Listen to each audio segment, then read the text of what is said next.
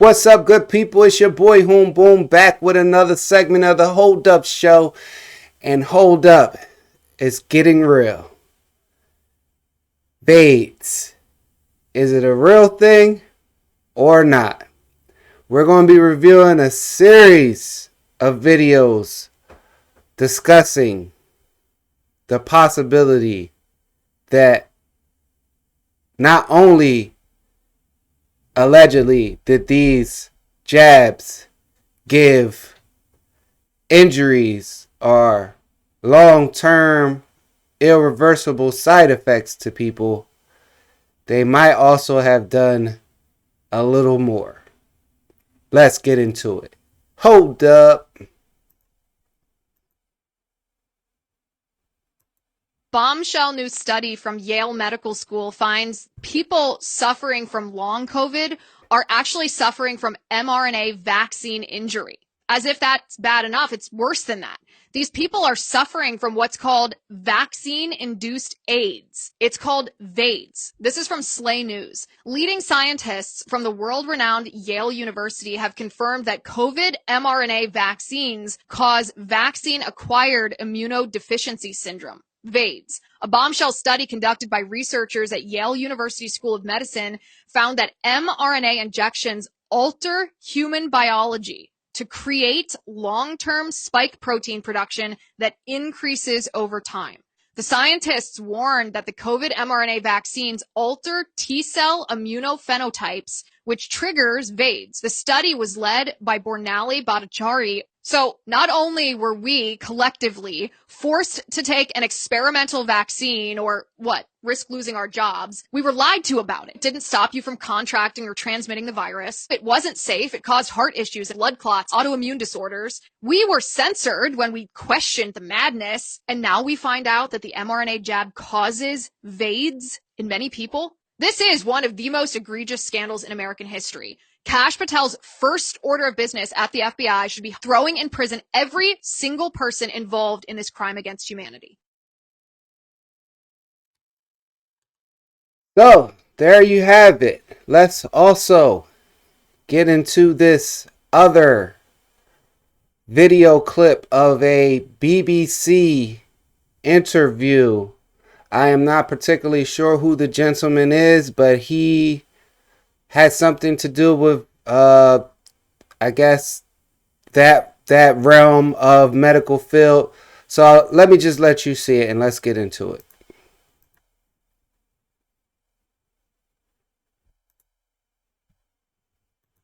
Together, and it allows it to stay 100% in that structure that's present on the surface of the virus. The shape of the coronavirus spike protein before the virus meets our cells is what triggers the most protective antibody response. So Keith must make the spike protein in the lab, locking it into exactly the same shape by adding another protein that acts a bit like a clamp. And that protein is a tiny fragment of HIV. And that protein is a tiny fragment of HIV.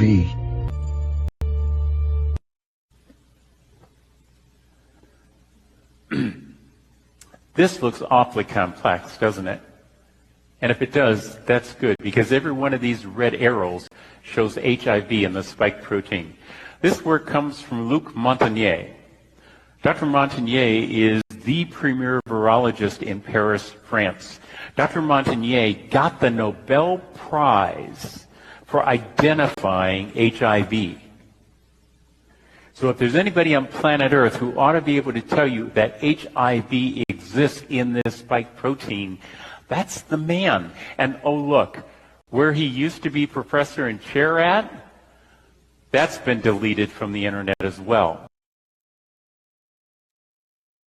Yeah, so scary stuff, but we're not done yet, folks. We are not done yet. Let's get into it. I was fired after 31 years as an emergency room physician with not one single patient complaint against me in those 31 years. I was fired for saying that somebody who had natural immunity didn't need to be vaccinated against a disease to which they were already immune. Fortunately, I still had my medical license, even though I'd lost a significant part, at least 50% of my income, and I couldn't work as an emergency room doctor anymore. I still had my private practice. So when I discovered from the biodistribution studies that Pfizer had hidden, that we knew that these vaccines go around your entire body, they do not just stay in your arm. Pfizer's biodistribution studies on the lipid nanoparticles show that they literally take those messenger RNA strands into every part of your body. They go into your brain and your lungs and your heart and your liver and your reproductive organs and your bone marrow and everywhere. Which is, by the way, why these COVID shots have caused a greater array of side effects than any other medical treatment in history. Because this toxic spike protein ends up in literally every part of your body. So, let's review one more. A clip of Pfizer CEO saying that he hasn't even got the shot at the height of the pandemic. Question for you. I've heard you have not yet had your shot. When do you plan to get it?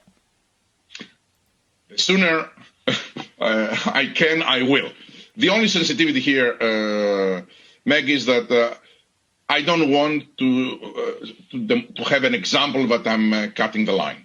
That I am 59 years old, in good health. I'm not working in the front line. So my type is not recommended to get vaccination. I'm sorry, I'm allergic to bullshit. So yeah, I wanted to show you guys those videos to kind of get a context of what I was referring to and what the term V.A.I.D.S means and what is actually going on here, right? Now, when all this first started to appear and first, became a thing, and the stuff that they were telling us as far as, why we should be taking this certain jab, why it is in our best interest, making it extremely uncomfortable or restricting movements of those who did not comply with the suggestion, the strong suggestion to get this quote unquote medicine, right? So then, I'm just looking at how things are going, and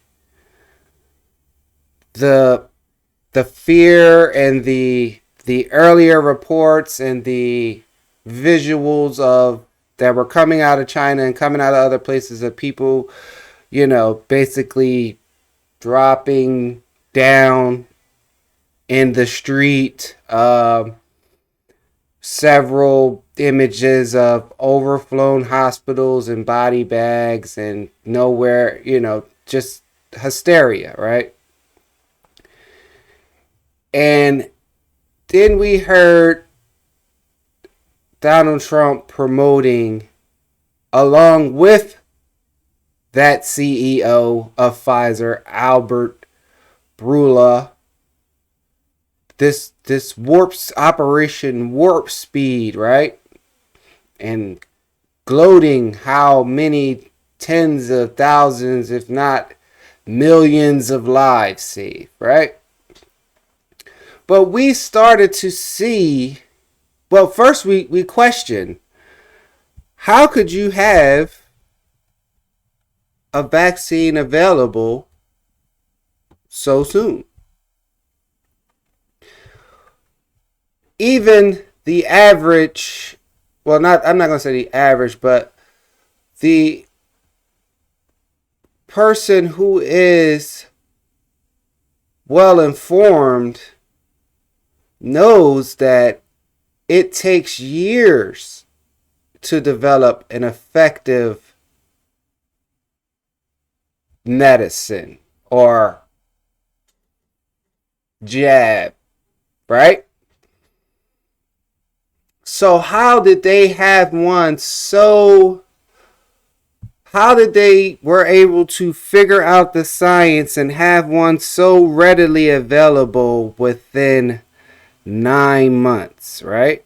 And like when I say readily available, there were like billions of doses ready to go, right?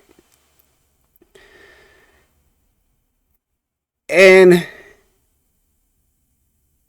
just the common sense and the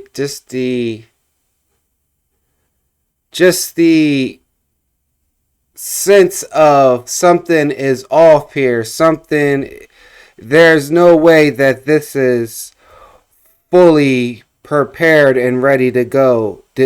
Were any trials performed? How were those results? Did it actually kill the quote unquote virus? Does it actually stop transmission from person to person so that a weaker immune person can survive or be protected from whatever was released from alleged biolab or whatever in Wuhan, China, allegedly, right?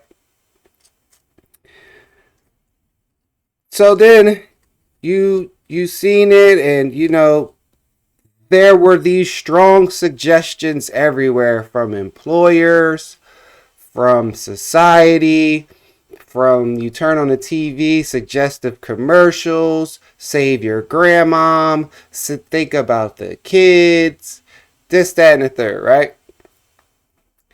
And the earlier reports were, the most affected people were people with weak immune systems or already had pre-existing, possibly life-threatening diseases or illnesses that they already were dealing with and that already could make, them getting sick a grave or deadly situation, right? So then that turned into the kids. Then that turned into everybody, right?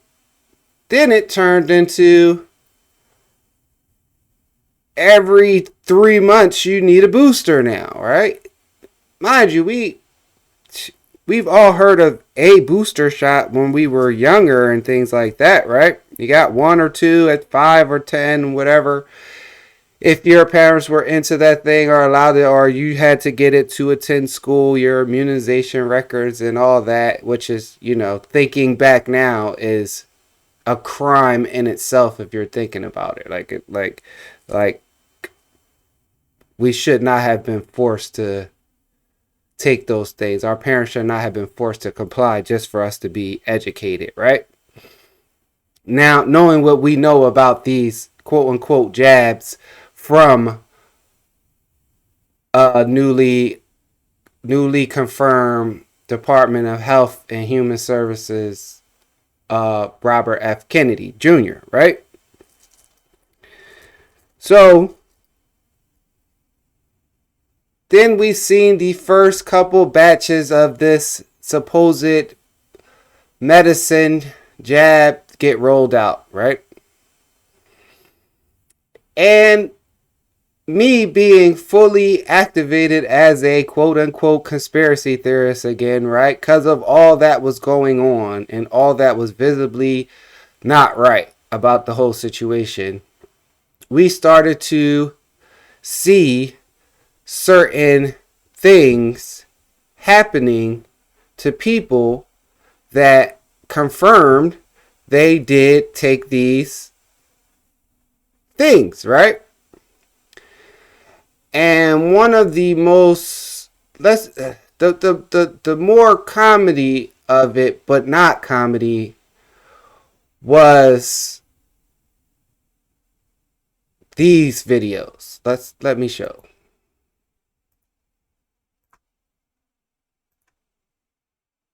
This portion of CBS This Morning sponsored by Pfizer. Good Morning America is brought to you by Pfizer. CBS Health Watch sponsored by Pfizer. Anderson Cooper 360. Brought to you by Pfizer. ABC News Nightline. Brought to you by Pfizer. Making a difference. Brought to you by Pfizer. CNN Tonight. Brought to you by Pfizer. Early Start. Brought to you by Pfizer. Friday night on Aaron Burnett Out Front. Brought to you by Pfizer. This Week with George Stephanopoulos is brought to you by Pfizer. Today's countdown to the royal wedding is brought to you by Pfizer. And now a CBS Sports Update brought to you by Pfizer. Meet the Press Data Download brought to you by Pfizer. This portion of CBS This Morning sponsored by Pfizer. On how to find the hidden sugars in the American family diet. Sponsored by Pfizer. Now, I know, that you guys as well have saw more soccer players, young children, young teenage athletes get heart conditions since the rollout of certain things, right? And then you see an unusual amount of people passing out on live television like never before, right? And it was just never explained or confirmed exactly what was going on. But if you were using your common sense and intuition, you could tell ain't no way a 10-year-old has an inflamed heart, right? No way that this vibrant, healthy, top tier high school athlete all of a sudden now has all these complications after getting said treatment, right? And then we got to see more heartbreaking stories like the one I'm getting ready to show you now. Please be advised, this is pretty heartbreaking.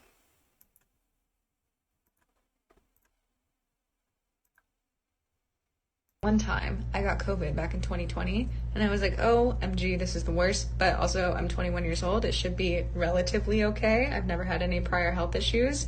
But then I started getting numbness in my hands and my forearms, along with really persistent headaches, which I never really had before. I attributed this to just being really stressed out because I just started this serving job. I was crying in the walk-ins. You guys know how it is. Yeah, you know how it is. But then my tongue goes numb in my mouth and I'm like, that's not supposed to happen. So I go to the ER, I pass out in the ER, drama queen, I know. They tell me, don't even worry about it. You're just anxious. Like they were agreeing with me. I was like, I knew it. Like, so sorry to waste your time. I go back home, 3 months later, I'm hanging out with someone. My entire left side of my face starts to droop. They're like, okay, time to go back to the hospital. I'm like, no, it's just anxiety. Don't you worry. But sadly, not anxiety, it was a stroke. And I had been having strokes, apparently, because my internal carotid arteries were closing up to be this teeny tiny small. So they had to open them back up with stents. And I was like, great, okay, that's totally great. We're done. Haha, that was traumatic, putting that in the past. I fly to New York City because what else am I supposed to do? And then whilst in New York City, I get numbness again, this time in my head, and they find a big old marshmallow of inflammation behind my eyeball. So I go back home because no way I'm dealing with that by myself. Absolutely no way. In New York City, are you kidding? And when I wake up from the flight, no vision. No vision at all.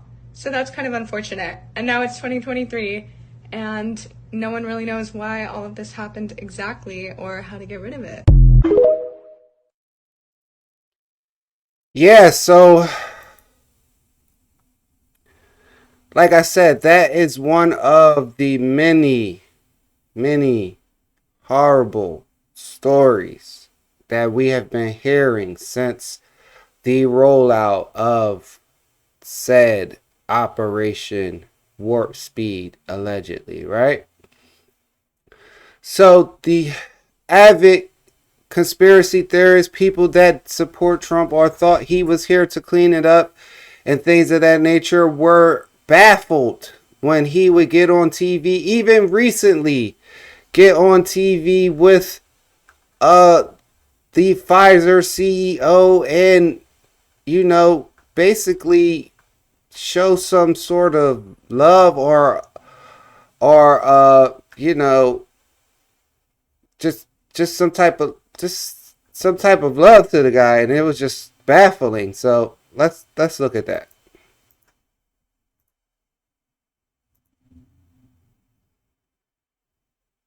We also have the head of Pfizer here, so I want to thank him. One of the great people, one of the great businessmen. Thank you, Albert. Thank you. Thank you very much. Thank you very much. I want to congratulate our newly sworn-in Secretary of Housing and Urban Development, Scott. Yeah, so you seen the crowd reaction from him shouting out the CEO of Pfizer.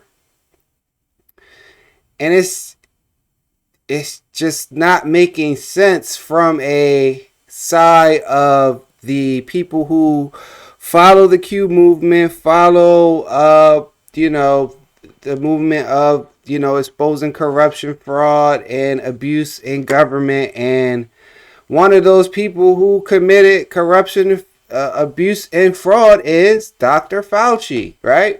Person who said he made up these guidelines, made up the 6 feet, made up this, but he's also the person that said safe and effective, 90-something% this turned into 80-something% that turned into 70% of this, right? And it got to the point where it was so horrible that Johnson & Johnson discontinued their version of this medicine altogether, right? Now think about the people who actually took that version of it, right? Do they now get to go back and sue Johnson & Johnson or get some sort of relief or be fully aware and transparent to why this one was discontinued compared to the others, right? Then let's not forget the one overseas, AstraZeneca, right? And how many people were allegedly affected from those batches, right? And then it got to almost like a raffle of people asking which one did you get, to see what do you feel? How did you feel? I've never seen people get a quote unquote medicine that makes them sick, like they need a day or two because of the effects of whatever they, you know what I'm saying? And then we seen the videos of quarters and silverware sticking to people's arms and all that. It's just sad. So to hear of this study coming out of Harvard Medicine about the possibility of a quote unquote V.A.I.D.S, right? Think about all the people who interact with people who have been vaccinated, right? They are now exposed to something that they didn't even take because they're in the vicinity of someone who took something experimental that they don't all the way know what's doing to them, right? So we all don't know the long-term effects of this being in the public to even question whether this term V.A.I.D.S or this, what it's supposed to mean, is actually real or not, right? And to still have the person that we believe that was here to eradicate such evil or malicious things being placed onto the public is still supporting one of the CEOs and the faces of said medicine, right?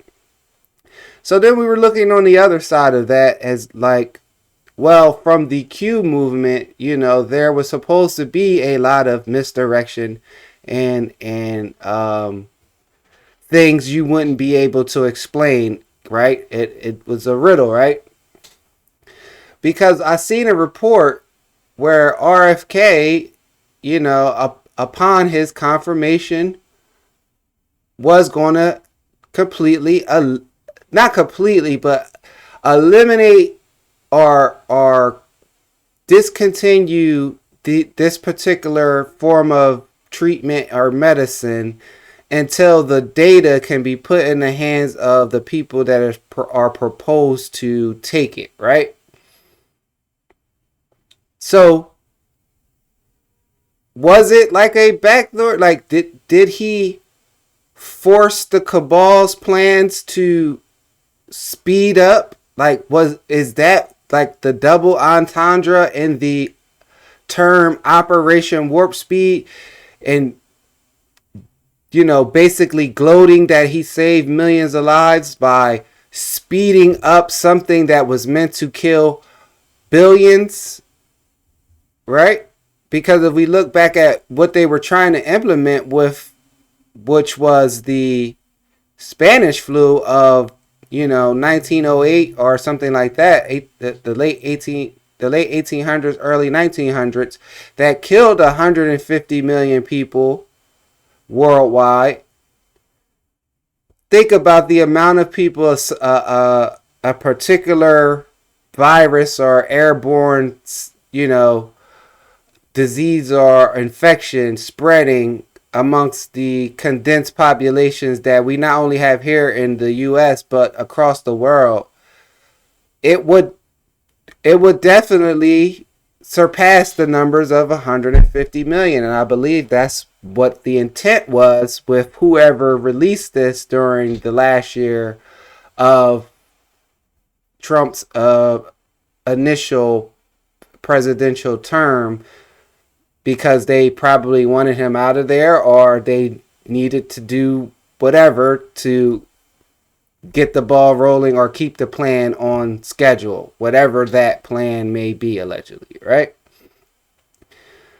So when you hear him speak, he does yell out other things like hydrochloroquine, Regeneron, ivermectin, all of these things that were banned, things that the average American citizen who went to a doctor would not prescribe them because it was not in their best.